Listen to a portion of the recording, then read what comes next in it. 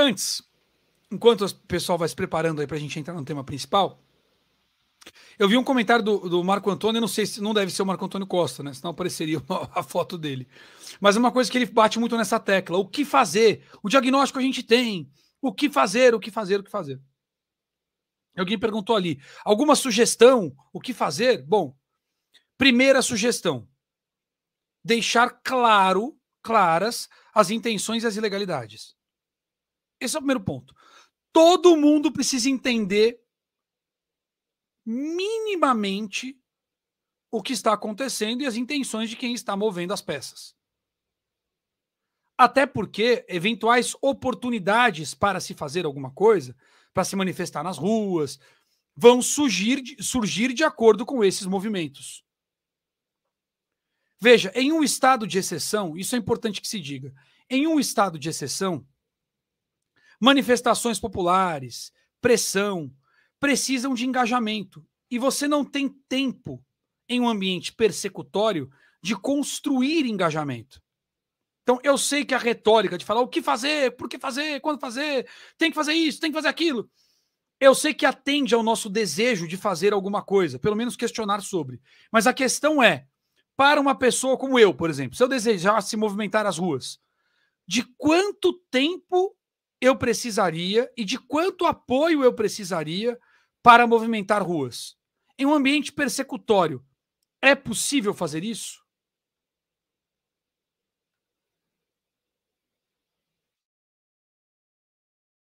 Em uma ditadura, é possível fazer isso? Percebe como ou precisa ser algo espontâneo ou algo que tenha um ambiente espontâneo muito favorável, e aí alguma figura de mais peso endossa e acelera o processo, ou é preciso que haja o máximo de consciência coletiva do estado de coisas para que a temperatura não se perca, como aconteceu em 2013. Não houve uma convocação em 2013 para alguma coisa. Não houve uma grande figura centralizadora, nem grandes nomes que se juntaram para coisa nenhuma. Mas o nível de conscientização popular do estado de coisas elevou a temperatura e provocou manifestações espontâneas. Aí coube ao aparato de poder interessado dar suporte para aquele movimento ou não. Havia o interesse do PSDB de chegar ao poder, que o PT não largou, e o aparelhamento tucano, tanto na mídia quanto nas instituições, deu respaldo para aquela movimentação e ganhou o apoio do MDB. E aí a coisa foi. E aí a coisa andou. Naturalmente. Depois os movimentos surgiram e por aí vai. Então, eu entendo a ansiedade de se decidir quando, vai fazer alguma coisa agora. Mas eu volto para a definição de capricho do. Como é que é o nome dele mesmo? Ele é esquerdista. Esqueci o nome dele, se alguém lembrar, do Cortella. Faça o melhor que você puder nas condições que você tem, até ter condições melhores de fazer melhor ainda. Qual é o máximo que se pode fazer?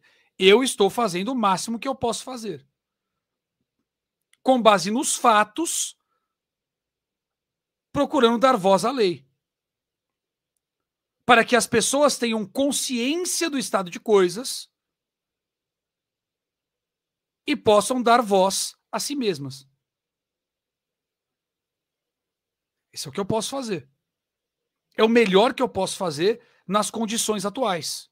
Agora, é preciso estar atento porque as condições mudam. Talvez, o desdobramento das disputas que eu vou abordar agora possam ampliar fissuras que já existem e aí sim, talvez tenhamos novas condições para tomar novas ações.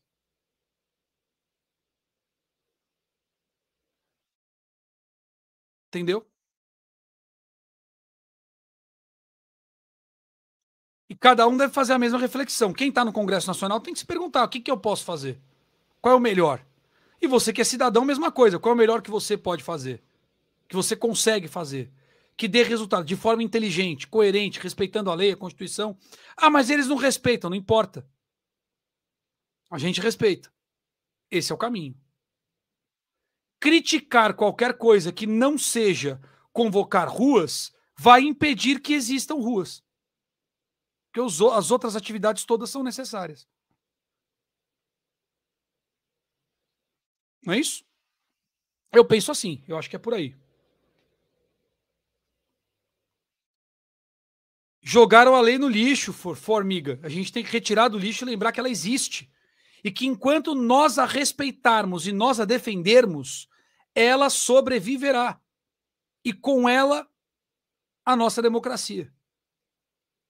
A democracia no Brasil não está morta. Estão tentando assassiná-la. É nosso papel mantê-la viva. Massagem cardíaca cansa. Muito. Dá vontade de desistir às vezes.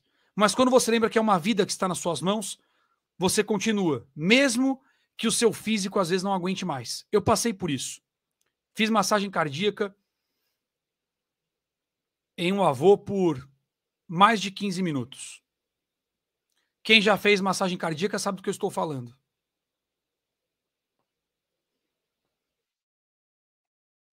Depois de um tempo, você nem sente mais o corpo direito.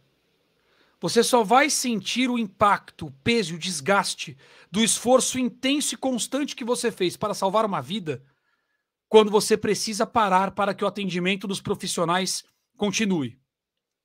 A democracia brasileira infartou. Cada um de nós é responsável pela massagem cardíaca, pela massagem na Constituição. Nós estamos massageando a Constituição que dá vida à democracia do nosso país. Cansa. Às vezes você se pergunta se adianta. Mas o que nós não podemos é parar. Até que o resgate chegue. O que nós não podemos é parar. Até que os especialistas, os médicos, os enfermeiros, aqueles que têm o papel institucional de salvar aquela vida, cheguem. Chegará. Até lá, massageemos a Constituição. Mesmo que canse, mesmo que doa, mesmo que pareça não ter efeito. Tem. Tem. Você, quando alguém infarta, não tem um instrumento na mão para dar um choque, para colocar uma substância. Faça o melhor que você puder nas condições que tem, até ter condições melhores de fazer melhor ainda. Qual é o melhor que você tem naquele momento? Suas mãos e o conhecimento sobre massagem cardíaca, se você tem. E o que você pode fazer?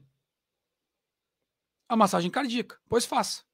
Até que alguém que tem aparelhos e mais conhecimento do que você chegue para salvar aquela vida.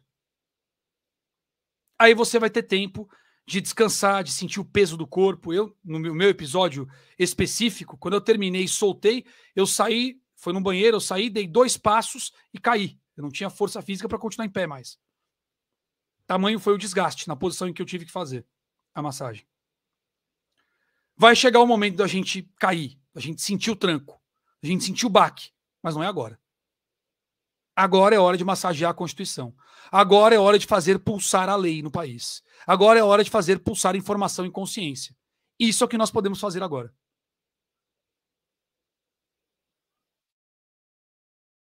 E eu não vou parar. Enfim. Perdão pela analogia, mas acho que talvez tenha sido a forma mais clara que eu pude encontrar para responder a essa pergunta. O que fazer? Essa é a minha resposta para o que fazer.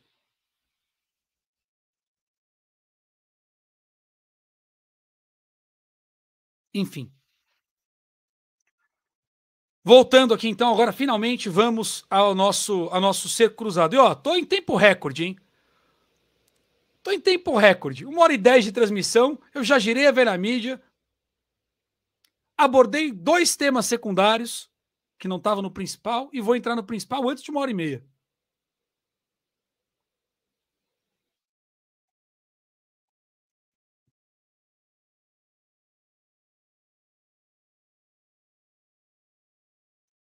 Hoje eu tô.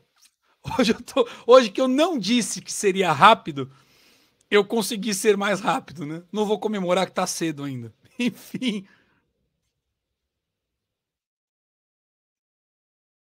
Pois é.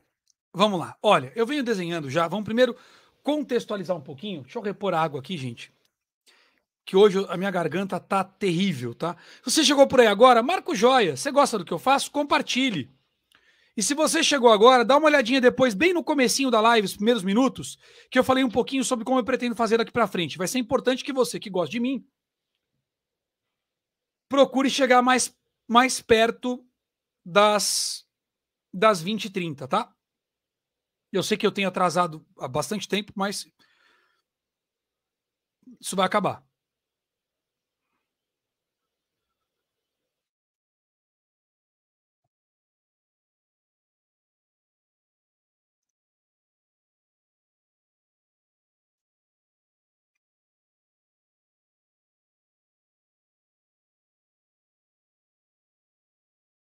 Vamos lá. Olha, só relembrando então o que eu falei lá em janeiro e depois fui desenhando ao longo do tempo, né? O âmbito geral. Em linhas gerais, eu enxergo duas grandes forças políticas no país que disputam, cada um à sua maneira, o controle do país, o poder absoluto. São forças que se uniram para chegar ao poder no ano passado. Estamos falando do PT e do ativismo político da Suprema Corte.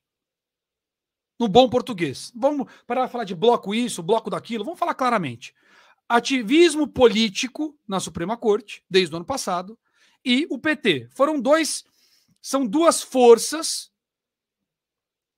neste ano são duas forças, eles se uniram no ano passado, né, principalmente do meio do ano para frente, quando o terceiro candidato não foi possível, e chegaram ao poder. O PT chegou ao poder muito enfraquecido, com menos controle institucional, sem quase nenhuma influência política,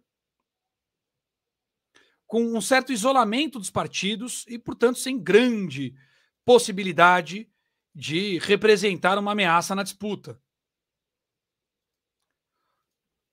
Internamente. Mas o PT cavou o seu respaldo, o seu amparo lá fora. E fez bem o jogo. Ganhou um apoio declarado pelo próprio PT desde o início da China. Toda a agenda petista passa pelo modelo chinês, takeover, mesmo que aconteceu na Argentina, aquela coisa toda que você já sabe. O modelo sino-globalista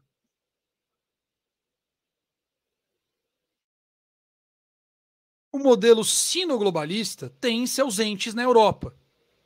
Eu vou tomar cuidado para não ser prolixo, não entrar no conflito europeu, senão a coisa vai longe.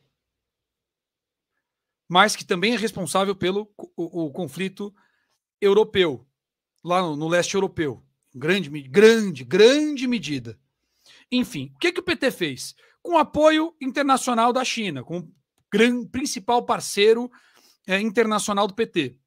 Ele ganhou de quebra o apoio das colônias chinesas na América do Sul, que agora estão passando por perturbação, porque tem influência russa, e tem influência norte-americana também, agora. Mas era até então ponto pacificado, né, o controle de Venezuela, Argentina, Chile, grande influência chinesa em todo esse entorno na América do Sul, que foi o que deu apoio local para o PT.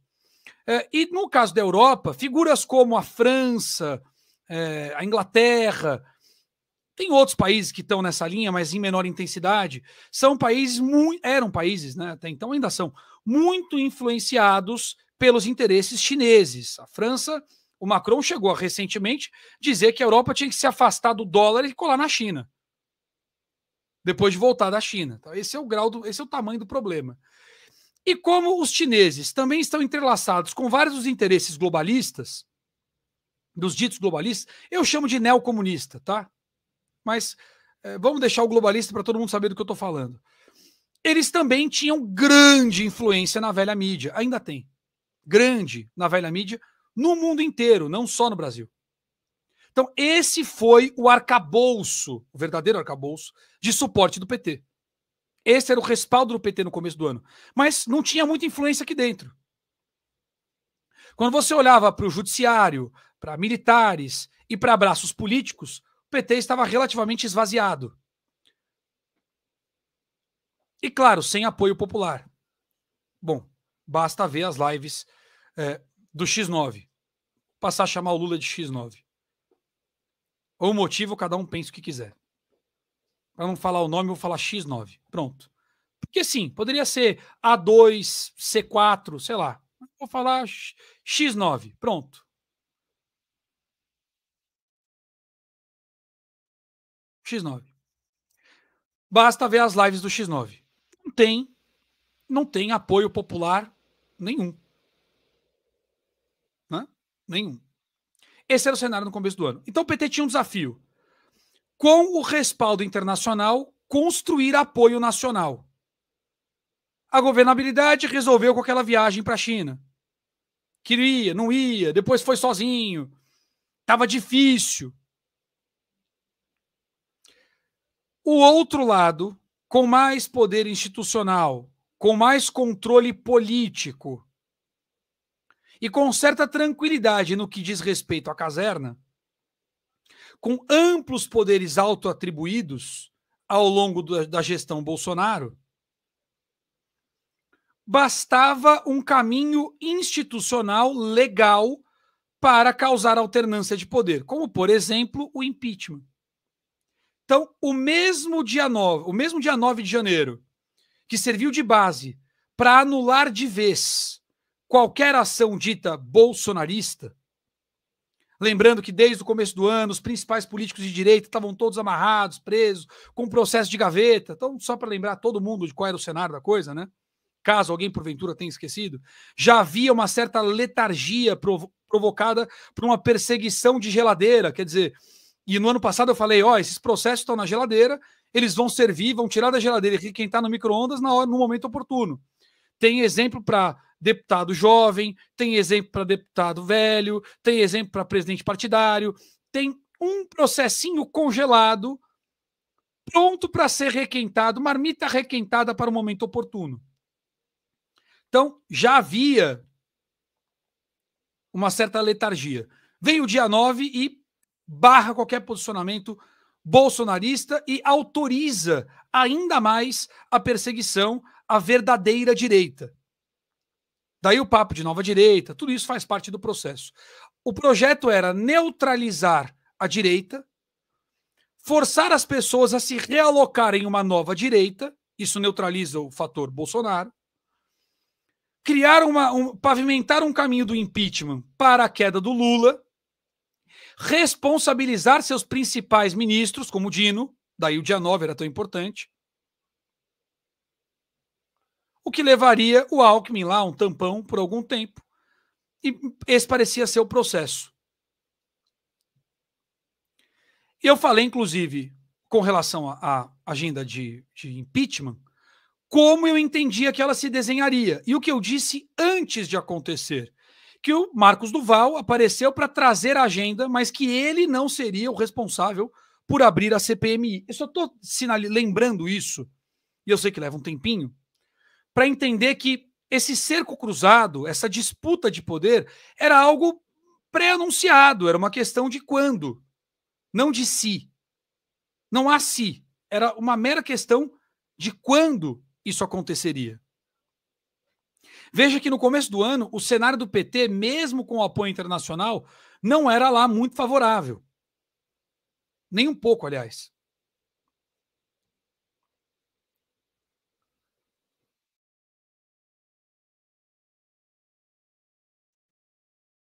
Então veja como eles conseguiram construir uma posição sólida. E a disputa agora é séria. Estou relembrando só por cima aqui, tá? Pois é. Então ele criou a agenda da CPMI, depois ficou confuso e saiu. Eu disse antes, olha, vai botar na mesa, mas vai sair fora. Não pode aparecer com a quem ele se liga de alguma forma. Vai deixar na mesa e vai deixar algum deputado com legitimidade carregar o assunto. Eu disse antes disso acontecer. E o que aconteceu? Ele disse, tenho provas contra o Dino, eu tenho pendrive, eu tenho isso, eu tenho aquilo, eu tenho provas. Colocou o assunto na mesa. Tem que ter uma CPI e tal, mas não coletou assinatura. Largou lá. Como ele estava muito envolvido, no último dia, na última semana de janeiro, apontou o dedo para o Daniel Silveira. Não, o golpe para gravar o Alexandre, não sei o quê, e tralalá. Ele acusa o Daniel em um dia e o Alexandre de Moraes prende o Daniel Silveira literalmente no dia seguinte. Deu respaldo midiático. E, ao mesmo tempo, criou um quiprocó entre o Alexandre de Moraes e o Marcos Duvalde. Ele disse que não falou, mandei um WhatsApp para o ministro, aí, não, mas não mandou e tal, aí revira o gabinete dele e tal. E ele saiu do assunto. O deputado que ficou incumbido disso foi um deputado de primeiro mandato, com legitimidade, quem acabou puxando o assunto. Eu achei até que pudesse ser o Van Hatten, mas não foi. Caiu no colo do bem intencionado e competente André Fernandes. Aí saiu a CPMI do dia 8.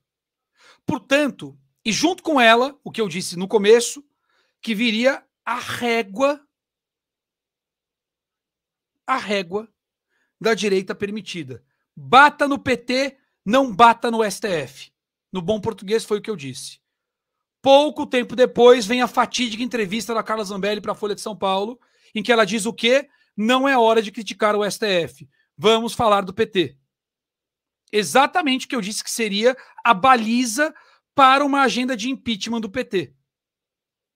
Construída desta forma. Ou seja, a leitura que eu fiz no início de qual seria a estratégia para a disputa interna de poder se desenhou rigorosamente sem mudar uma vírgula.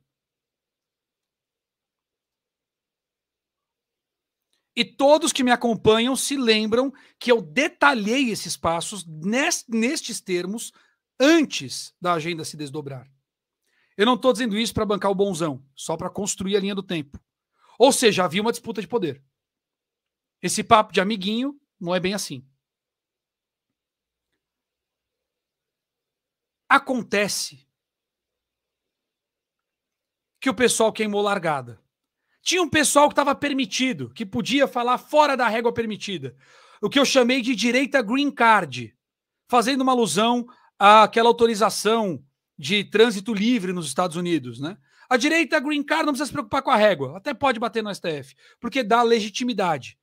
Só que essas pancadas permitidas ecoaram. E o que era para manchar, para respingar só no governo, começou a respingar no autoritarismo da Suprema Corte. Aí a agenda mudou. Foi aí que mudou a proporção na CPMI.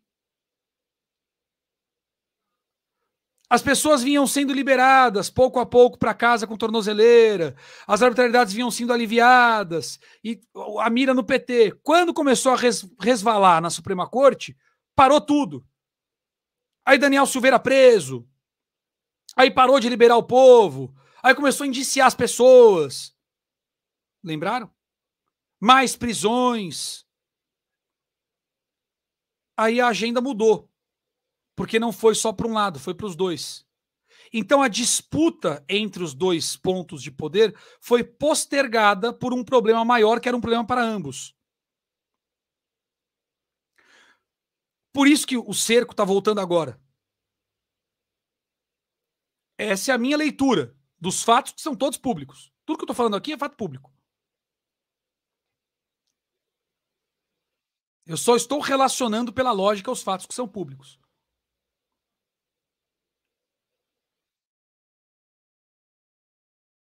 Ao primeiro sinal de possibilidade de enfraquecimento do PT, primeiro sinal de enfraquecimento do PT, ao primeiro sinal de risco de envolvimento mais severo da Suprema Corte, de repente, as imagens que a câmera não tinha gravado, porque estava com defeito, não sei o quê, que não tinha, que saiu só um pedaço em janeiro, de repente elas vazaram na CNN. E apontavam para o GSI do PT. Só que o GSI do PT disse, não, eu já tinha mandado essas imagens para vocês sabiam. E, de fato, tinha uma semente plantada na imprensa em janeiro, salvo engano, 18 de janeiro, matéria da CNN, que registra que as imagens tinham sido enviadas na íntegra para a Suprema Corte. E o GSI falou, se eu vou, você vai comigo, você também sabia. Isso postergou ainda mais as agendas. Embolou a disputa. Ambos os lados precisaram alicerçar-se melhor. O problema é que, enquanto esse tempo transcorreu, o PT, que antes não tinha muita força aqui dentro, mudou de posição. De repente, o PT começou a conquistar o Congresso Nacional. Emendas PIX. Quando voltou da China, voltou diferente. De repente vem a reforma tributária, para surpresa de ninguém, pelo menos eu não tive. Partidos de direita começam a embarcar mais declaradamente no governo petista. Então, o apoio político que o PT não tinha, nesse intervalo, nessa trégua, ele construiu. Onde mais ele construiu?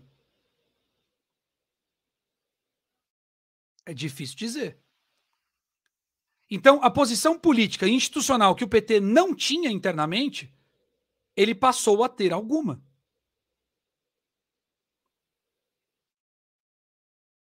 Passou a exercer mais influência, inclusive, o pessoal chama de melancia, né? Nos atuais comandantes, no alto escalão de Forças Armadas.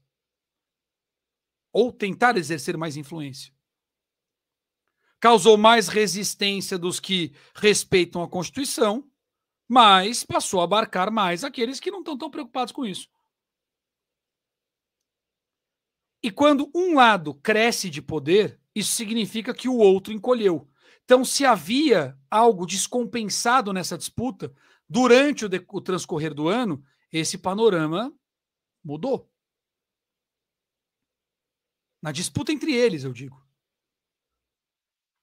Veja que até na própria Suprema Corte, a posição de alguns ministros mudou radicalmente. O Gilmar Mendes é um ótimo exemplo. Era o juiz da Lava Jato, virou o juiz da Vaza Jato. O contrário. O choro pelo Zanin se transformou em um jantar no dia que antecedeu a sua posse.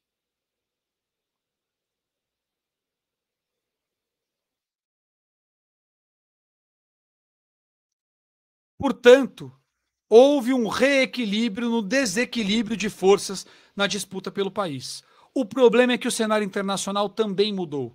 E justamente quando o PT perde grande parte do apoio internacional que tinha, do endosso, ele já se fortaleceu aqui dentro.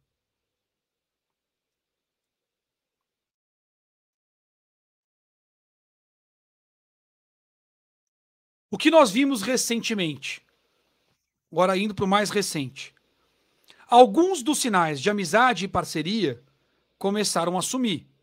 Então tem lá o churrasco sem celulares, que a velha mídia diz, também é fato público,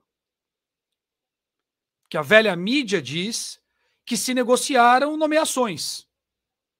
Que, segundo a velha mídia, e matérias citando inclusive o próprio PT, o judiciário, portanto, da Suprema Corte, do ministro Alexandre, etc., teria vindo a solicitação para nomeações na PGR.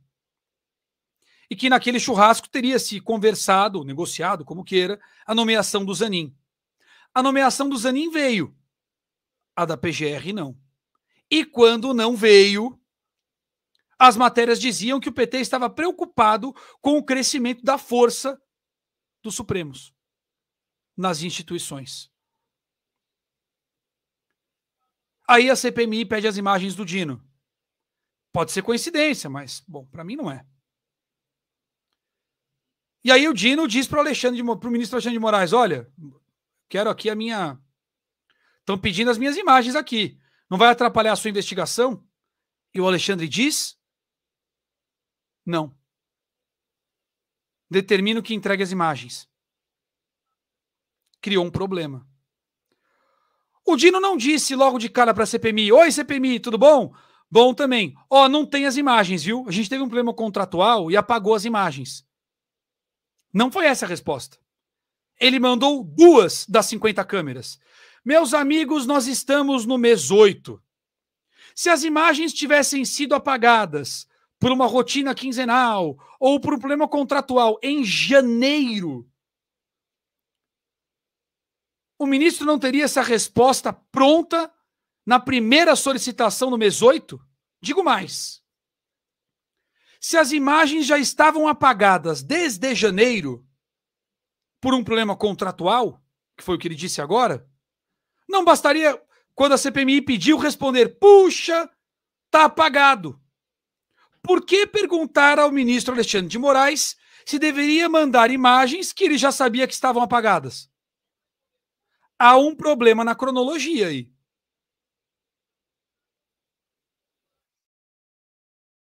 Ah, Diogo, mas ele não sabia que estava apagado, ele só descobriu quando ele foi procurar as imagens. Ué, mas se ele não tinha conhecimento sobre o conteúdo dessas imagens, por que ele entendeu que atrapalharia a investigação na Suprema Corte?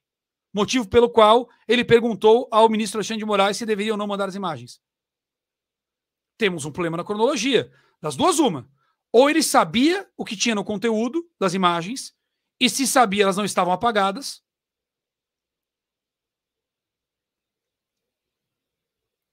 E como ele sabia, viu que tinha algum potencial risco para as investigações e decidiu questionar para o ministro se deveria ou não mandar as imagens. Mas aí elas não podem estar apagadas, porque ele foi questionado no mês 8 e ele disse que apagou em janeiro. Se elas estavam apagadas desde janeiro, com base em que ele deduziu que atrapalharia as investigações? Ele lembrou das imagens de 7 meses atrás? O que tinha nas imagens apagadas que ele lembrou 7 meses depois que poderia interferir nas investigações? Se estava apagado desde janeiro, quando a CPMI pediu, por que ele não respondeu que estava apagado? Porque ele perguntou ao ministro se poderia mandar imagens apagadas. 8 meses depois. 7 meses depois. Veja que, pelo prisma lógico, é impossível responder essas perguntas sem que haja dolo. Algum dolo. Ou seja, quando o ministro Alexandre de Moraes determinou que o Dino entregasse as imagens, será que isso estava combinado? Não estava. Eu explico. Porque o Dino não tinha resposta pronta. Quando você tem algo combinado, articulado, você já tem a resposta. Se eles tivessem articulado, combinado, desde o início, dizer que as imagens estavam apagadas, o Dino teria respondido isso na primeira pergunta. Se eles estivessem caminhando juntos e as imagens estivessem apagadas e não pudessem aparecer, talvez o ministro não determinasse a entrega das imagens. A determinação das entregas da entrega das imagens, portanto, pelo comportamento do Dino, que mudou. Primeiro disse que tinha que saber se podia enviar, depois disse que estava apagado desde janeiro. A prova de que ele não estava preparado para essa determinação demonstra que eles não estavam alinhados sobre ela.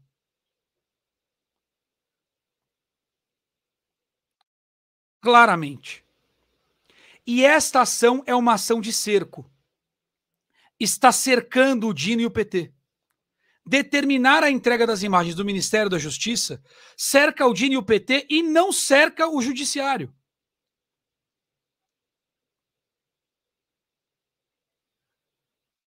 Não cerca. Não há prejuízo para o judiciário em determinar a entrega das imagens. Mas há prejuízo para o Dino, e com essa incoerência toda de tem, não tem, compromete, não compromete, joga ele na parede, mas joga também o executivo. Porque o DF estava sob intervenção federal com o afastamento do Ibanez. Portanto, o governo Lula entra nesse cerco duas vezes, pelo Dino e pelo interventor escolhido pelo Lula. Também, portanto, responsável, pode ser também cobrado pelas imagens. E este é um movimento de cerco. Além disso, o general Dutra relatou diálogo com o presidente da República, em que o presidente da República ordenou a prisão de cidadãos comuns. Porque sim, todos eles. E ele não tem poder para fazer isso. Nem o presidente tem poder legal para determinar a prisão, nem o general tem poder legal para cumprir essa ordem. E tem ainda a história do Alexandre de Moraes ter despachado da França. O fato de ele ter despachado da França, por um lado, cria dúvidas jurídicas, que eu comentei no começo, mas, por outro lado, o afasta das ações diretas aqui. Então, isto cerca, tanto a notícia da França, quanto o resto todo, cerca o PT. Com base no dia 9, que está a investigação na CPMI, que pode derivar um impeachment. E vale lembrar que em todo esse percurso, o Alckmin foi tudo, menos vice. Participou como ministro, tirou foto com faixinhas, posicionou-se muito pouco e esteve distante praticamente o tempo todo. O que dificultaria muito envolvê-lo nas responsabilidades pelo dia 8, ou pelo dia 9, ou pelo que veio depois.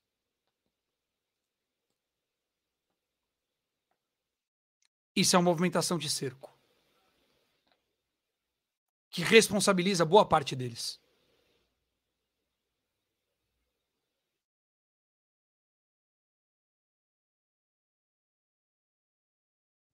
Agora eu disse que o cerco é cruzado, não é? Então temos cerco dos dois lados. Não só de um. Do outro lado, o PT veio, ao longo desses 6 meses, fragilizando todos os seus possíveis adversários. Todos. Em todos os segmentos. Então, primeiro, o PT cooptou partidos políticos. Veja, o brasileiro já não se sente representado pela classe política.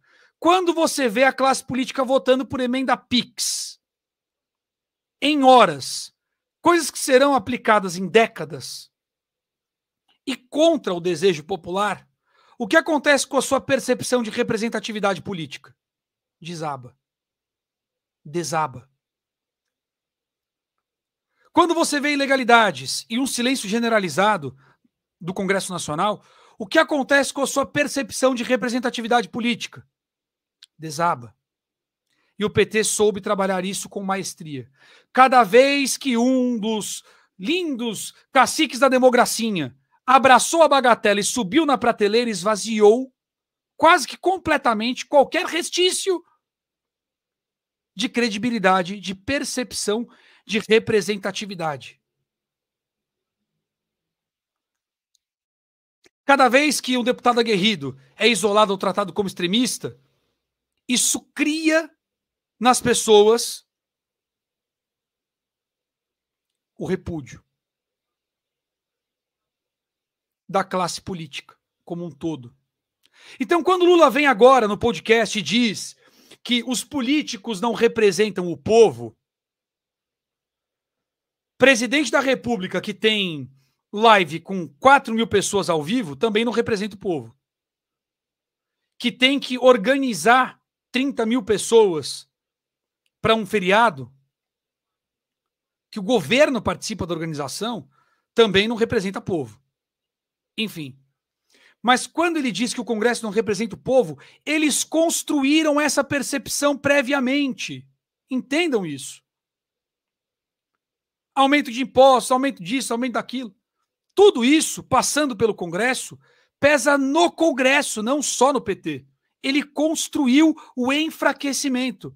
E não é só da percepção popular em relação aos políticos. As medidas e reformas esvaziam a política de base. Eu venho mostrando isso, que é a base da força dos políticos e da sua capacidade de interferir nas instituições. Então ele vem esvaziando tanto os caciques partidários quanto o processo político em si. Há uma construção. Percebam. Ele preparou o caminho para retirar a percepção de legitimidade do Congresso Nacional. Isso é um ataque às instituições. Inteligente, inclusive. Usando a própria instituição para descredibilizar a própria instituição. E é o que tem acontecido. Se você fizer uma pesquisa real, na população brasileira, se ela se sente representada pelo Congresso, o não vai ganhar de lavada. Não precisa nem fazer pesquisa data fake, não precisa. E os caras entregaram de bandeja. Eles se entregaram de bandeja. E eu avisei. Não foi falta de aviso. Eu avisei, e eu sei que assessores assistem. Eu avisei várias vezes. Mas o PT foi se estruturando. Esvaziou a legitimidade e o peso do Congresso Nacional. Então a fala do Lula é só a última martelada no prego.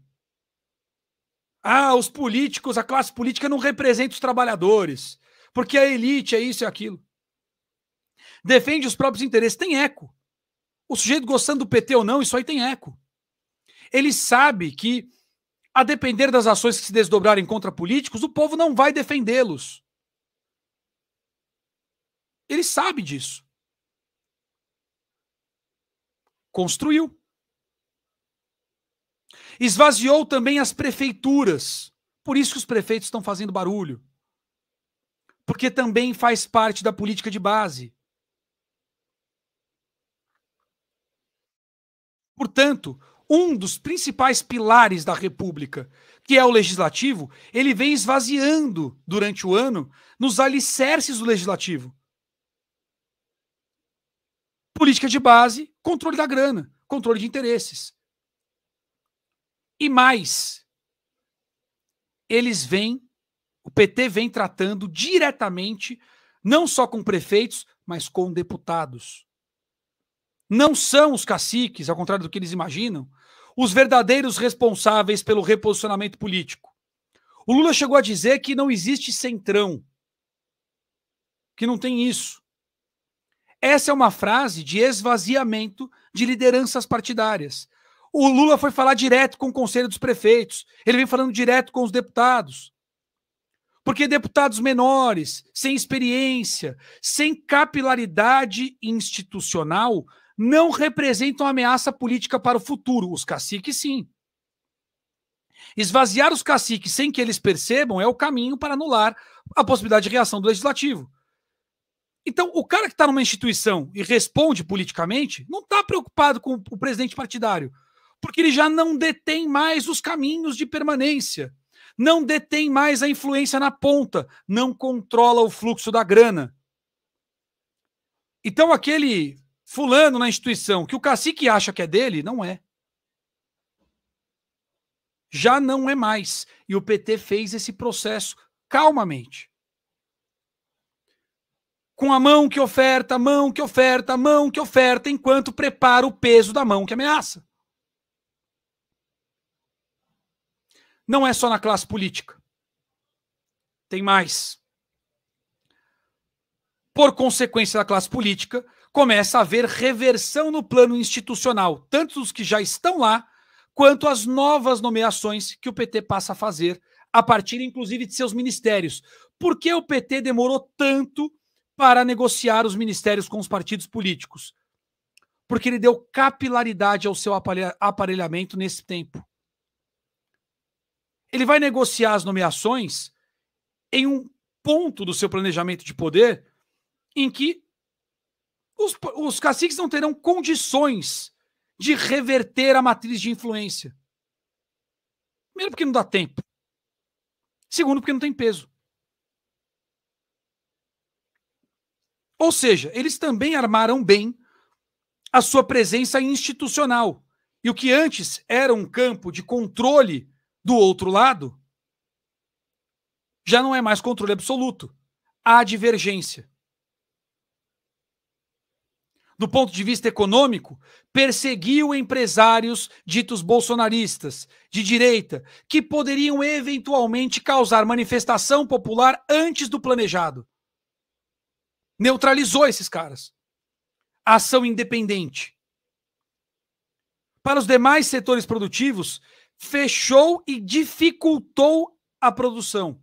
Ficou mais caro, mais difícil, mais lento, enforcando a economia. Enforcou também o mercado interno e os pequenos empregadores. O sujeito que está preocupado demais em sobreviver não tem tempo para ativismo político enquanto tenta sobreviver. Ele só vai retornar ao ativismo político quando ele tiver uma percepção de controle da sua sobrevivência, ou quando ele achar que não tem mais o que fazer, a não ser recorrer à agenda política. E isso dá tempo e diminui capacidade de reação. Por isso, essa agenda recursiva contra os alicerces do país. Não tem ponto sem nó. Não com comunistas que, como eu disse desde o início, não convivem com a concorrência do poder, nenhum deles, nenhuma vez. E chegamos finalmente ao ponto crucial do cerco. Do outro lado. O cerco por parte dos Supremos, eu já mostrei como enxergo. E os seus principais pontos. Estou falando do cerco petista.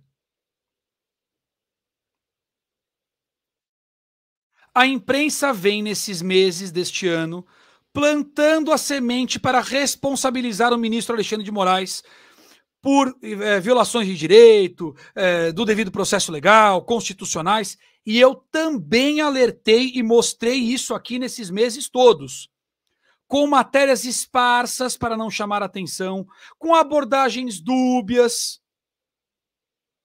Eles vêm colocando matéria artigo da Thaís Oyama, citando jurista de esquerda, criticando Alexandre de Moraes, matéria da Folha de São Paulo, dizendo que ele acessava os dados da nuvem, que ele autorizou a acessar os dados da nuvem do Mauro Cid desde 2021. Essas matérias vão pressionando.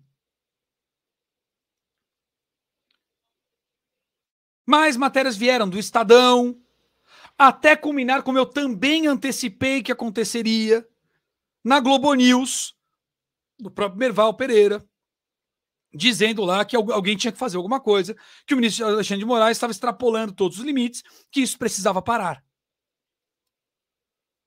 Então, o cerco midiático foi costurado. Quando ficou evidente, o próprio Merval Pereira fez outro artigo aí escrito, matéria, artigo, né? Justificando as ações do ministro. Opa, desculpa aí, passei do limite, mas já registrou, já plantou a semente midiática. Tá feito? Já tá feito. Isso vai construindo um cerco, pouco a pouco.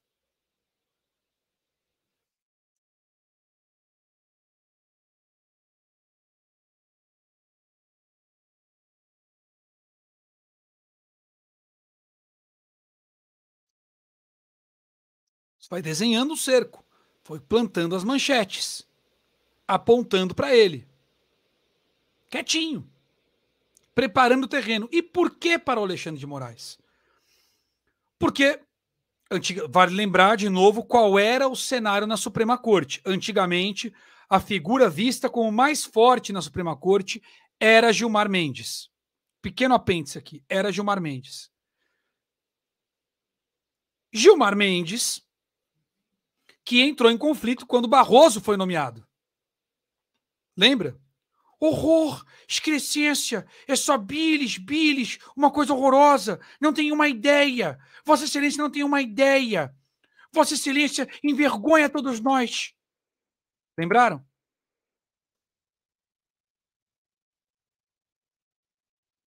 À época, a mídia disse que era aquela discussão no plenário, era o resultado de outras desavenças,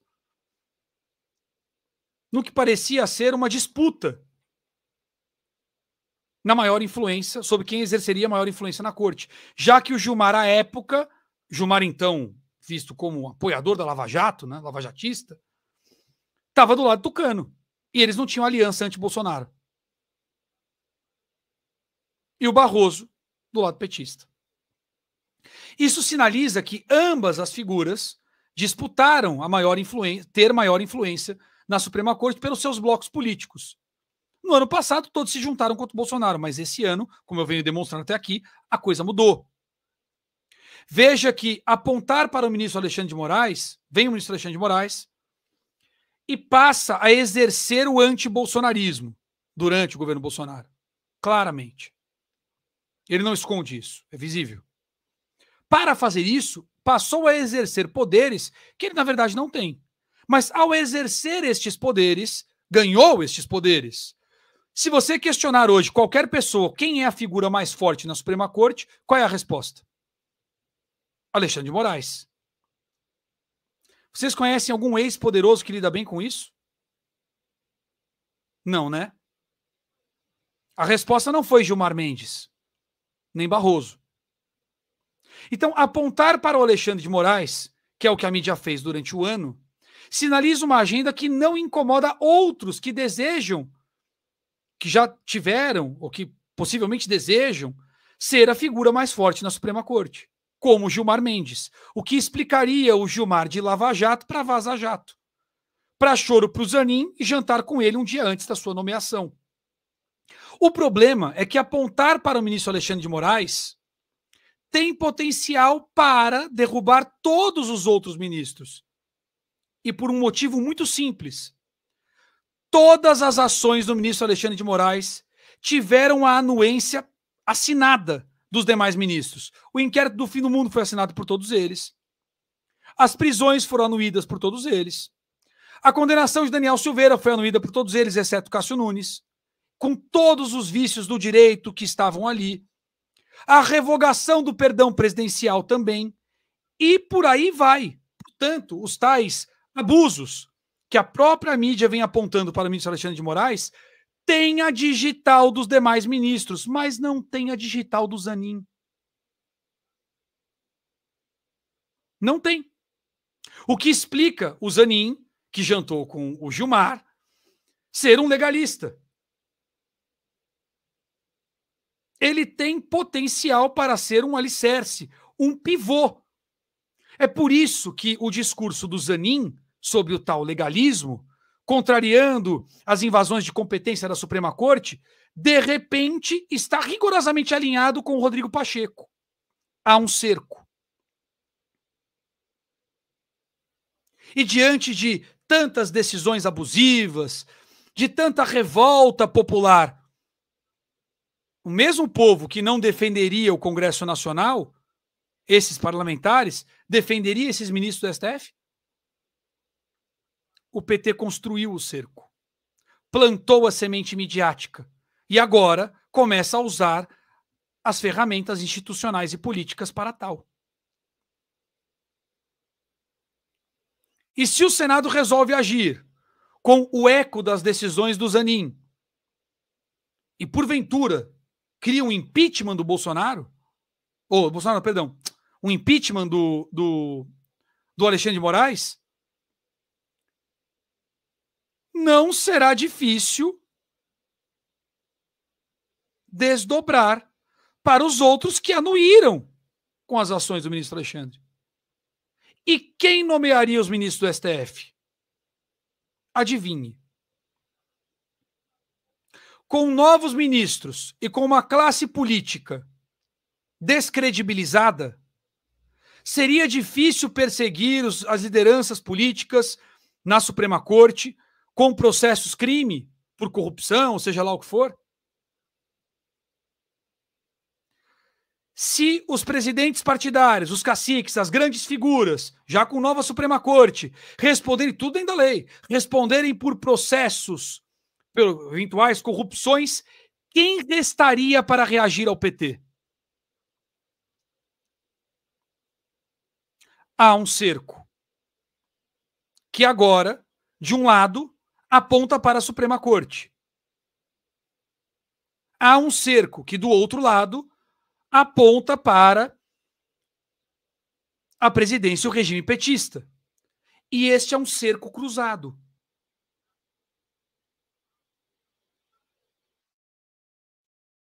Aonde entra a esperança para os brasileiros neste cerco cruzado que a esta altura não tem volta? A esta altura não tem volta. Ambos os cercos criam fissuras legais, jurídicas, sociais, econômicas e concretas para ambos os lados.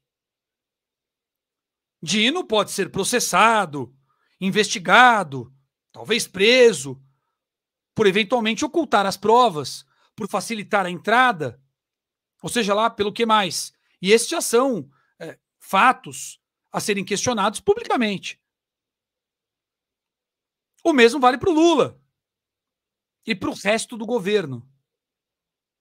Sem falar que esse convencimento do Congresso Nacional, a julgar pelos regimes petistas anteriores, em que o próprio Gilmar Mendes disse: o que se viu ali é algo que se pode chamar de cleptocracia. Lembrou? Fazendo uma alusão ao roubar para ganhar poder. Será que todas as emendas e todos os PIX do governo para políticos foram legais e públicos? A julgar pelo petrolão, mensalão e todos os ãos que o PT tem em sua história? E se não foi, isso é uma fissura em tanto e bem aberta. Com relação ao bloco do judiciário, as inúmeras violações do devido processo legal, do direito, da Constituição, são fissuras. Fissuras que começam a ser exploradas pelo PT, que, portanto, já estão abertas. E, como eu disse em janeiro, a disputa de poder entre os dois causaria fissuras. Lembram-se do que eu disse? Nesses termos.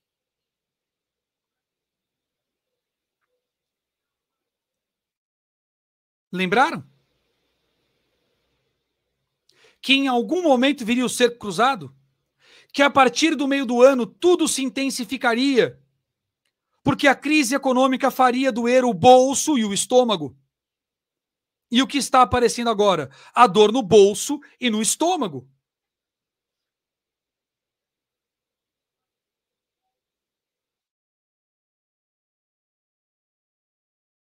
Onde é que entra a esperança? Tanto o processo petista de enfraquecimento econômico, de cooptação de forças políticas, de disputa em aparelhamento institucional, todo esse processo gerou uma fragmentação e um enfraquecimento que interrompe interesses muito poderosos. E entrou um fator que era difícil de prever para eles, mas eu também antecipei aqui: as mudanças internacionais. O conflito no leste europeu intensificou tudo fora do país. Isso fez com que os democratas, que eram apoio do Lula, ficassem contra o Lula. Eu antecipei isso aqui, com muitos meses de antecedência, e os porquês está acontecendo. A dita agenda despertado, agenda woke, ESG, ponto comum entre europeus e democratas, que eu disse que estava em queda livre, agora dá sinais de queda livre no mundo. Isso muda o eco do PT.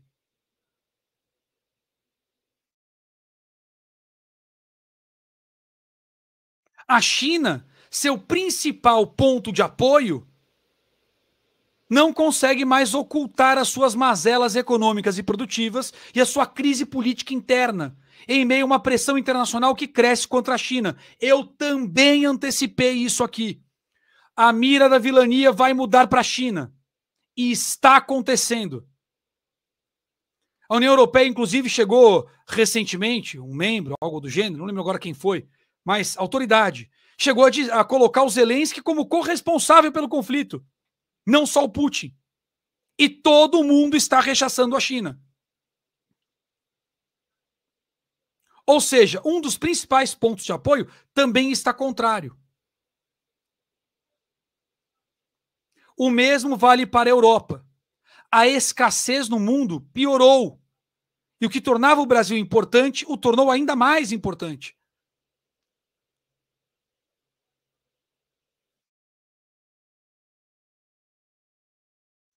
E no meio de uma explicação desse tempo todo, eu tenho que ouvir sonha, o Dirceu é estrategista. Não vejo saída. Brincadeira, né? Eu sei que ele é estrategista. Eu antecipei a estratégia dele inteira. Detalhadamente. Alguma coisa que eu estou relatando aqui que aconteceu, eu não disse antes que aconteceria. Eu não só identifiquei a estratégia dele, como antecipei. Cada passo.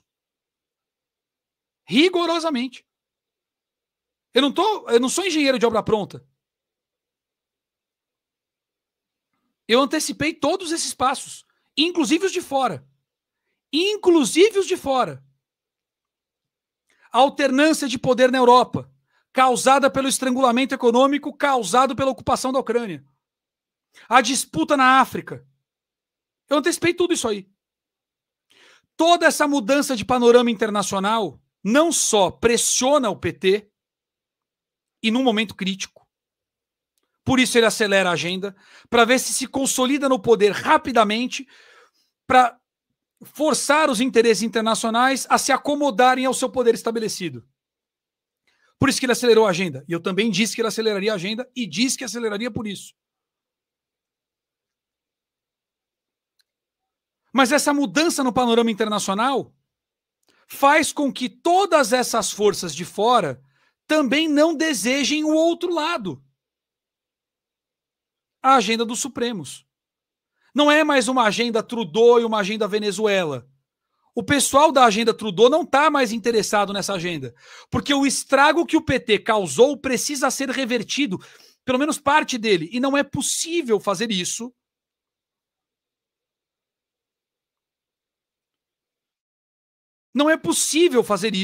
com uma agenda abusiva, que traga imprevisibilidade.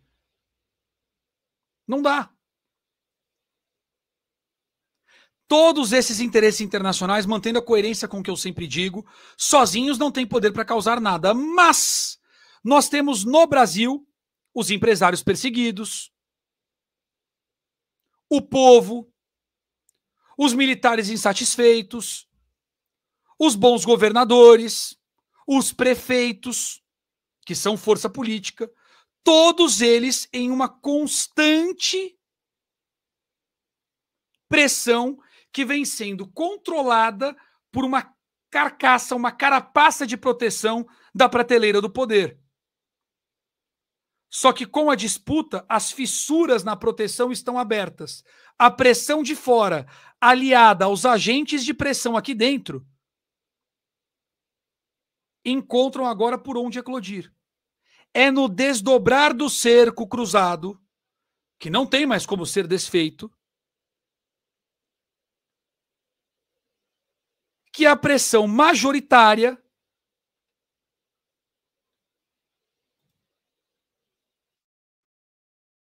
deve causar os verdadeiros desdobramentos do país.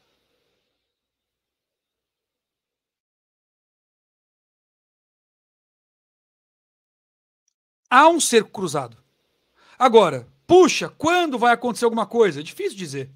Eu até citei o Vulcano, a Fúria, o filme, em que um vulcão aparece no meio da cidade de Los Angeles. Veja, tem certos fenômenos que não podem ser evitados.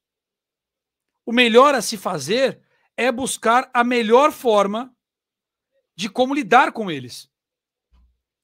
Nós temos um magma de interesses violados do povo, de quem produz, de quem emprega, de quem precisa do que a gente produz, de quem precisa da estabilidade na América do Sul, de um risco de terceira guerra mundial, das alianças internacionais nefastas do PT.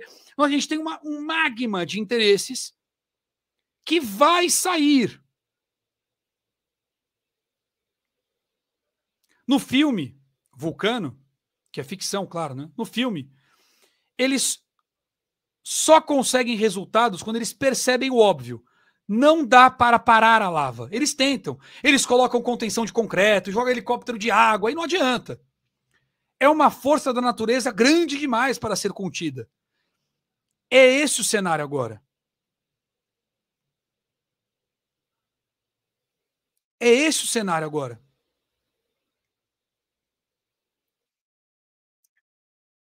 No filme, eles só conseguiram lidar com o problema quando eles reconheceram, olha, não dá para parar um vulcão em erupção mesmo no meio da cidade. Vamos tirar as pessoas para conter os danos e vamos tentar dar um caminho para onde essa lava vai. Aí eles quebram ruas inteiras para que a lava chegue ao mar, que é para onde ela vai, quer o prefeito da cidade queira ou não. Este fenômeno ocorreu em 2013. Eles entenderam que era um fenômeno e direcionaram aquele fenômeno. Eles não lutaram contra. Em algum momento, no meio dessa disputa de cerco cruzado, eles terão que lidar com a realidade. Há um vulcão de interesses nacionais e internacionais que encontra eco em esferas de poder nos múltiplos segmentos da sociedade, as mesmas esferas de poder que o PT enfraqueceu de forma estratégica e que por isso não são seus aliados. Há um magma que não pode ser parado. Por isso que vocês diziam, nossa, quem vai salvar o Brasil? Eu dizia, calma, eu vejo como uma conjuntura de fatores que se entrelaçam em grande pressão e devem eclodir. E essa leitura que eu estou fazendo para este cenário específico encontra paralelos que precisam ser adaptados, evidentemente, porque é outro cenário, outro mundo, outra pressão, em eventos históricos. Eu citei aqui a Proclamação da República, eu citei a Revolução Francesa, a Revolução Russa, a Guerra da Independência dos Estados Unidos. Todos esses episódios históricos têm os mesmos elementos. O que muda de um episódio para o outro? Muda quem percebeu mais cedo que havia um vulcão que não poderia ser parado e parou de lutar contra um vulcão e pensou em como lidar com ele, para onde direcioná-lo. Foi o que fez a Revolução Russa. Direcionou para a esquerda, deu errado. Foi o que aconteceu na Revolução Francesa, onde surge oficialmente o conceito de esquerda. E não porque sentou à esquerda, como o professor comunista conta, não. Porque pegou os alicerces do que hoje a gente conhece por comunismo, mas que já existia desde o feudalismo. O feudalismo era um comunismo com outro nome.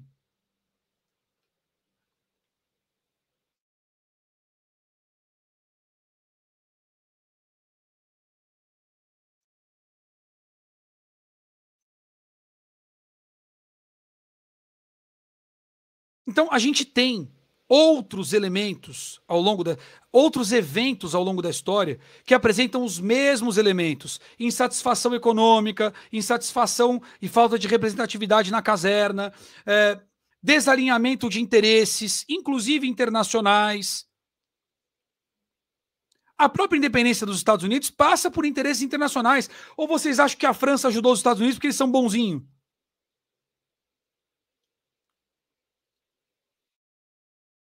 Claro que não. Eles queriam negociar direto com os colonos, sem pagar pedágio para a Inglaterra. Interesses econômicos e produtivos internacionais influenciaram no processo de independência dos Estados Unidos da América. Não é a primeira vez que o interesse de fora influencia lá dentro.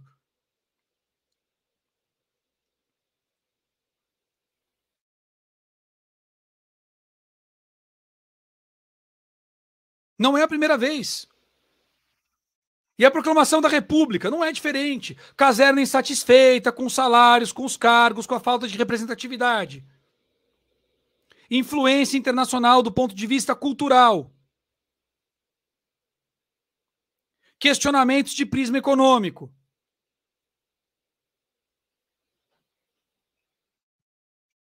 Insatisfação dos oligarcas. Principalmente com a agenda, com o fim da escravidão. Ainda mais como foi feito, do dia para a noite, sem planejamento nenhum, numa canetada. Tudo isso causou os mesmos alicerces de insatisfação, em menor grau, hein? Em menor intensidade. O mundo não estava em guerra.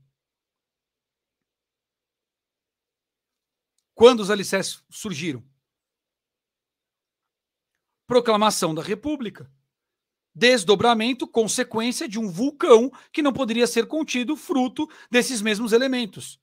Veja que nós temos todos os elementos desses episódios todos em muito maior intensidade. Então, não sou eu quem está dizendo isso. A própria história mostra isso e com muita clareza.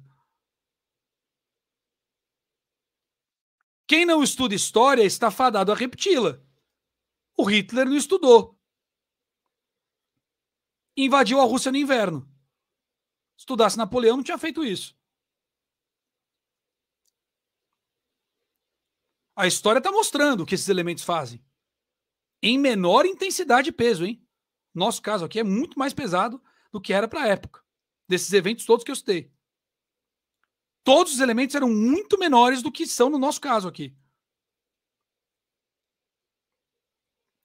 Eles estão ignorando. Vocês já sabem qual é a consequência. Agora o cerco está cruzado. As imagens, ou a ausência delas, pode incriminar o Dino. As imagens, ou a ausência delas, pode complicar os Supremos.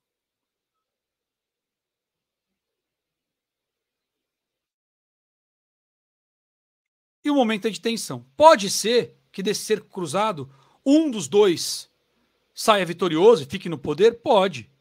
É possível? É possível. Mas é muito pouco provável.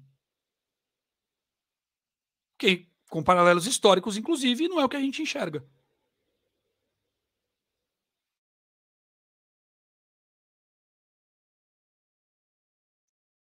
Enfim, isso é como eu vejo. Veja que tem total coerência com tudo que eu falei o ano inteiro e com as bases do que eu falava no ano passado, inclusive. Interesses econômicos e produtivos, violação de interesses. Não vai subir, porque se subir, viola. Se violar, não sei o quê. Tá rolando. Não é isso? Essa é a leitura geral e ainda bem que eu não comemorei a live curta, porque tá com 2h20 e ainda tem a leitura do chat. Curta, compartilhe, inscreva-se no canal, marque o sininho. Então o cerco tá cruzado. Um lado tá cercando o outro. Eu recontextualizei tudo, relembrei tudo, porque senão só falar que está cercando, citar os elementos recentes, não ia dar o tom do que eu estou enxergando. Acabou a amizade. Ninguém está passeando no bosque de bracinho dado mais. Esse é o ponto. Pelo menos é o que eu estou vendo.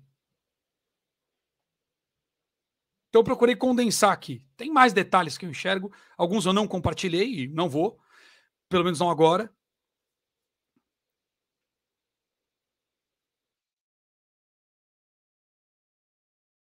Enfim. Curta, compartilhe, inscreva-se no canal, marque o sino. Se você não é membro, torne-se membro do canal. Veja, hoje eu fiz pequenas referências históricas. Nas lives de membros, os membros podem confirmar. Tem lives inteiras com essas referências, com esses paralelos, mostrando o modus operandi da esquerda, do ponto de vista cultural, de propagação midiática. Amplas contextualizações detalhadas, muito mais detalhadas do que eu fiz hoje, por exemplo. Tem mais de 40 horas de conteúdo dessa natureza. Por R$ 7,99 ao mês. E você ainda apoia a live de todos os dias. Se você não é assinante do canal, assine. R$ 7,99 ao mês. Tem aí o botãozinho, seja membro. Clica nele e seja membro. Fortaleça o meu trabalho. Se você puder, faça um Pix. Tá aqui ó, no cantinho da tela, é só apontar a câmera do celular e num Pix você dá uma força para lá de necessário, é muito necessário o teu apoio. Esse trabalho independente depende de quem acompanha, depende de você. Então, se você gosta do que eu faço, fortaleça. Torne-se membro do canal, faça o Pix.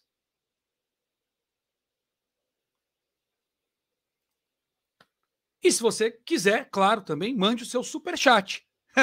Que você participa aqui de forma ativa, dá destaque para sua mensagem, né? E também fortalece o canal. Mas tudo isso é importante, gente. Tanto o Pix, quanto a assinatura, quanto o superchat, é o que mantém o meu trabalho, né? É o que pode me dar a possibilidade de crescer, de melhorar. Imagina que legal se eu pudesse contratar uma pessoa para colocar as notícias, para editar vídeos, para trocar banner, para me ajudar com o chat, pudesse melhorar os equipamentos, de repente ter um espaço físico, receber pessoas. Imagina que bacana? Dá para crescer muito esse trabalho. Além de manter o que existe, dá para crescer. E depende de você que está assistindo. Se todo mundo que assiste aqui fosse membro, assinasse o canal, puxa, que bacana que seria para fortalecer e crescer o que eu faço. Então, dê essa força aí, se você puder. Bora lá. Vamos para a leitura do chat.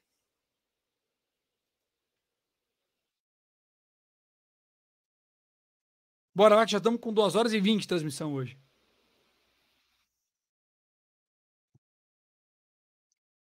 E aí, Cirão, gostou da live hoje? Dá um alô aí. Tá tudo bem, Cirão? Gostou da live? Conta pra mim. Cirão tá quietinho hoje. Nunca vi o Cirão tão quietinho.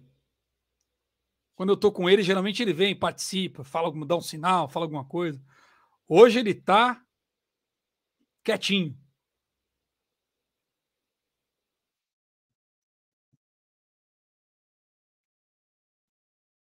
Vamos lá. Esqueci de falar do Glauber Braga, né? Se alguém colocar aí, eu comento. O caso do Glauber Braga. Vamos ver, deixa eu ler os superchats primeiro. Se não aparecer no superchat o Glauber, no final, vamos ver, se eu lembrar, eu comento. Primeiro superchat é do Renato Bastos.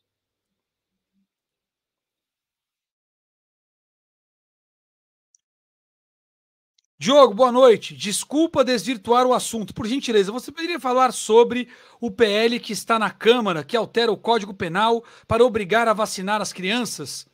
Torna crime, se você puder, obrigado. Bom,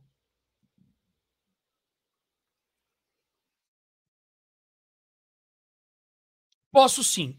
Olha, Renato, você se surpreenderia, e de forma muito negativa, hein? Se você visse todos os projetos de lei que estão registrados no Congresso Nacional. Tem cada absurdo que você não imagina. Teve uma vez que eu até parei para ler só os projetos absurdos. Alguém teve o trabalho de levantar. Eu não lembro agora, eu não vou fazer notícia mentirosa aqui de chutar projeto. Mas tem cada absurdo que você não tem ideia. Então, entre o cara registrar o absurdo e aprovar o absurdo, há uma distância.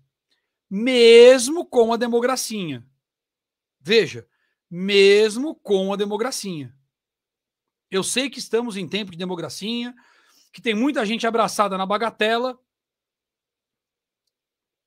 brincando de cassino da democracia na prateleira do poder. Eu sei, na prateleira do poder. Vou falar o português correto. Na prateleira do poder. A gente sabe disso, né? Mas mesmo neste cenário, tem certas coisas que tem muita dificuldade de passar, e essa é uma delas. Veja, esse é um item, Renato, que tem potencial para causar uma verdadeira convulsão social.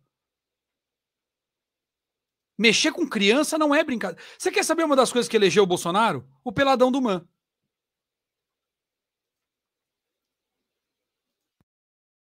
O peladão do Man, sinceramente, o peladão do Man é um dos fatores que elegeu o Bolsonaro.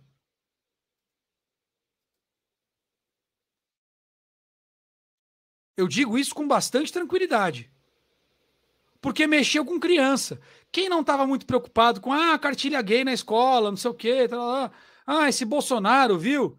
Olha só, olha esse livrinho aqui, você põe o dedo no livro. Lembra disso aí? Era terrível isso aí. Muita gente não dava moral. Quando pintou o peladão do Man, meu amigo ligou um alerta E eu presenciei pessoas que não estavam engajadas na campanha eleitoral, eu vi, ninguém me contou, donas de casa tal, que mudaram da água para o vinho. Mexeu com criança, o negócio engrossa muito rápido. Esse projeto aí, que você colocou, mexe com criança. E mexe com um negócio que o povo está assustado, está com medo. Eu não vou entrar no mérito aqui, no mérito científico da coisa. Mas tem uma série de controvérsias, de discussões no mundo inteiro sobre isso, levantando fatos que deixam as pessoas preocupadas. Então, em meio à preocupação, num país com essa temperatura que nós estamos, uma pauta dessas não é assim. Claro que o fato do sujeito registrar incomoda, e a gente tem que reagir ao mero registro. Então, eu não acho que não deve fazer barulho, não. Tem que ficar pé da vida, fazer barulho, é isso aí. Mas se você me perguntar do ponto de vista concreto, é fácil passar um negócio desse? Não é. Ah, mas não é mesmo. E mais, passar um negócio desse depende de uma agenda internacional. A quem pertence a agenda, do ponto de vista político, pandêmica? Quem controlou isto? Qual o grupo de interesses internacionais? Veja, nós temos um grupo que está em queda, que é a agenda ESG, a dita agenda woke, né, que é despertado, que é essa coisa de trans e não sei o quê, isso está em queda. Banheiro trans, isso está desabando no mundo inteiro. Artistas vinculados a isso nos Estados Unidos nem dominam mais as paradas de sucesso. Na Europa é palavrão. O povo está cansado disso aí. Então veja que o patrocinador de uma possível nova agenda política vinculada à crise sanitária está em queda e não em ascensão. Se não houver a ascensão e o peso desta agenda de forma generalizada lá fora, fica muito mais difícil cogitar isso aqui. Então, eu entendo a preocupação e tem que reagir mesmo à mera proposta. Mas, por enquanto, não passa de uma mera proposta.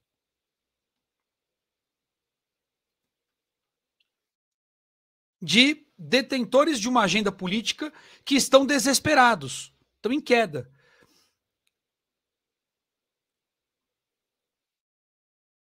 Situações desesperadas clamam por ações desesperadas.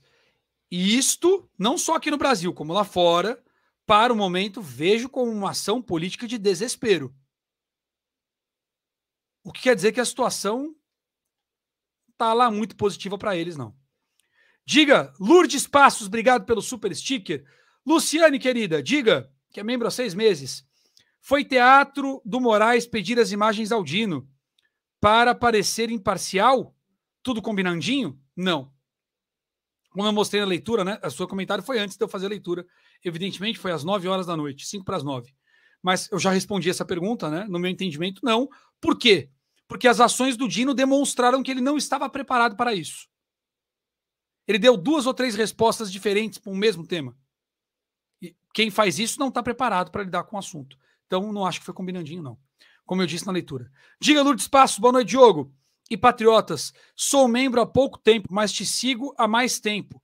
Fui sua cabo eleitoral. Te chamo de meu menino. Obrigado, Lourdes. Obrigado pelo superchat. Obrigado pelo carinho nesse tempo todo, viu? Obrigado mesmo.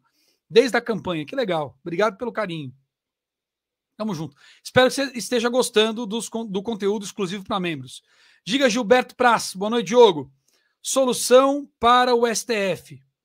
Dá uma enxada e cada um dos 11 bota uma ia no lugar feito. Ah, bota uma IA no lugar. Entendi. Põe eles para trabalhar e põe inteligência artificial no lugar. Eu não confiaria. Tem várias ferramentas de inteligência artificial, né? Para dar apoio jurídico. Há quem diga que a profissão de advogado vai sumir com inteligência artificial, cada um vai poder se fazer sua própria defesa, com o apoio do IA, que vai conseguir cruzar todas as leis de forma lógica. O problema do IA é que você fica à mercê ou da própria inteligência artificial, que a depender da sua complexidade terá os seus próprios interesses, né? Ou de quem pode interferir na inteligência artificial. Julgar o fator humano é uma coisa, depender de um julgamento automatizado é outra. Eu acho que as ferramentas automatizadas podem ajudar, mas substituir, aí eu acho que não. Com relação à enxada, se for no sentido figurado de botar para trabalhar, precisa mesmo, né? Obrigado pelo superchat. Diga, Mirlene Bezerra. Primeiro, entrega das imagens prejudicaria investigações? Acho que não. Segundo, STF teria que autorizar. A ordem, né? Perfeito. Perdão. Ela está listando aqui as respostas do Dino. Primeiro, se entregar vai prejudicar a investigação. Pois é, como eu coloquei. Depois, teria que autorizar, porque prejudica. Aí autorizou. Aí o Dino diz, mandou só 2 câmeras e não disse que estava apagado. Quarto, imagens apagadas. Ué, se no ponto 4 ele disse que estavam apagadas, como que elas poderiam prejudicar lá no ponto 1? Com base em que ele chegou a essa conclusão? Está apagado. Se estava apagado, por que tinha que autorizar? Se estava apagado, depois de autorizado, por que mandou só 2? Essas 2 não tiveram problema contratual, não foram apagadas em 15 dias? E depois de tudo isso, aí ele chega à conclusão que está apagado? Como? Pois é, e ela diz, mas como? Se 2 foram entregues, apagador seletivo? E se estava apagado, como ele achou que prejudicaria? Foi justamente o que eu trouxe, você pontuou brilhantemente. Obrigado pelo superchat. Pontuou, inclusive, mais ou menos quando eu comecei a falar sobre isso, né? Maravilha, obrigado pelo superchat, muito bom. Diga, Karina, PT reorganizando o poder é game over para a direita? Eu acho que não. Não é como eu vejo. Como eu disse, narrar o que está em curso é pesado, dói, não sei o quê. Mas, para onde desdobra? No meu entendimento, nenhum dos dois fica no poder, não. Não como está indo. China em crise, países que sofreram takeover, como ela ia manter? Ou vai vender tudo?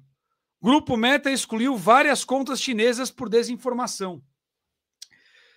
Puxa, quem poderia imaginar uma coisa dessas? Se eu não me engano, foi na live de membros de nome Takeover que eu abordei isso, Jean.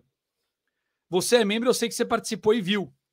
E eu disse que quando você domina econômico, você invade o território econômico de outro país e domina com base na corrupção política, no controle dos fluxos ilegais, no endividamento daquele país e no controle produtivo, o mesmo país que cedeu e que está imbuído em corrupção e fluxos escusos, ele também, em algum momento, deseja sair deste controle. Que o enfraquecimento da China comprometeria o controle do takeover dos 147 países. E eu dei como exemplo o Império Romano. Lembrou?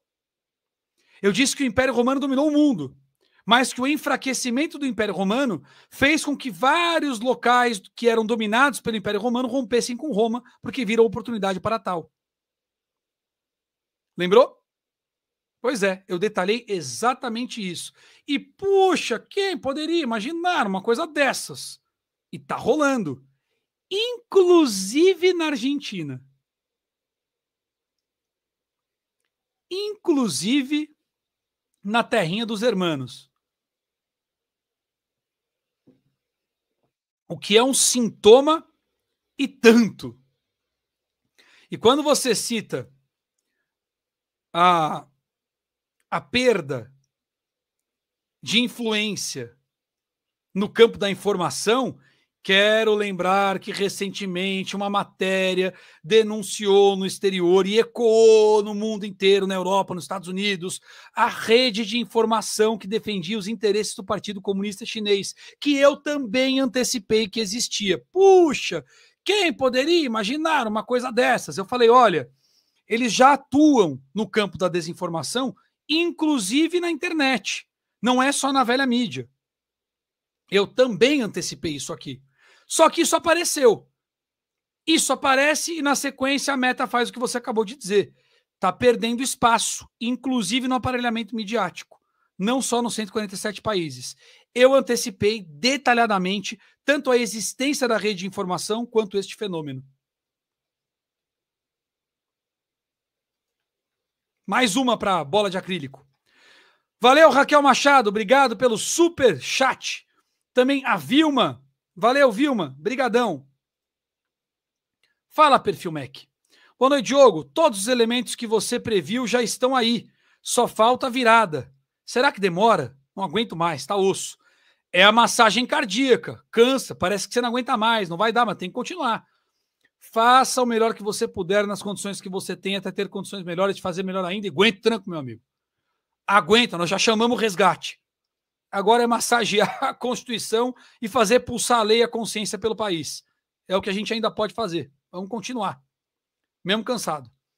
Diga, Vânia Miranda. Boa noite, Diogo. Excelente live. Se por acaso derrubarem o ministro, ele ameaçar revelar a podridão, será que pode acontecer? Aí você está entrando em detalhes especulativos que eu até tenho alguns pensamentos sobre isso, mas não acho que tenha elementos públicos para falar sobre isso e nem que seja o momento. Se e quando esses fatos começarem a desdobrar, aí a gente fala nesses pormenores. Mas pense o seguinte, toda a informação que você tivesse, se você estivesse em risco, que servisse de capital político para negociação, você utilizaria? Isso vai te ajudar a refletir sobre isso. Valeu, Ângela Lang Maria. Tornou-se membro do canal, bem-vinda, brigadão. E, por fim, o Perfil Mac. Ih, vocês estão fraquinhos de superchat hoje, hein? Ou eu fui claro demais, ou vocês estão interessados de menos. Diga, Perfil Mac, o Dino tem que ser... Aí o perfil acha que ele tem que ser preso. Ocultação e destruição de provas. Se confirmada a ocultação, se confirmada a destruição das provas, cabe sim processo legal que pode culminar em prisão. E a CPMI tem poder para investigar isso, para denunciar isso. Tem esse potencial. Tem esse potencial.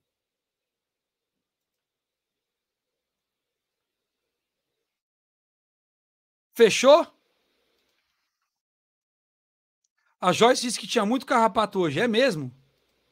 Vocês são tão competentes, Joyce, que eu nem vi. Parabéns pelo trabalho, viu? Vocês estão com a ferramenta em dia aí. Vocês foram tão competentes que eu nem vi essa turma por aí.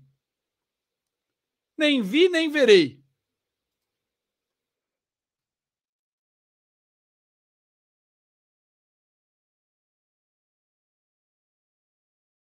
Diga, Elisa. Boa noite. O que a vice-governadora... Vamos lá.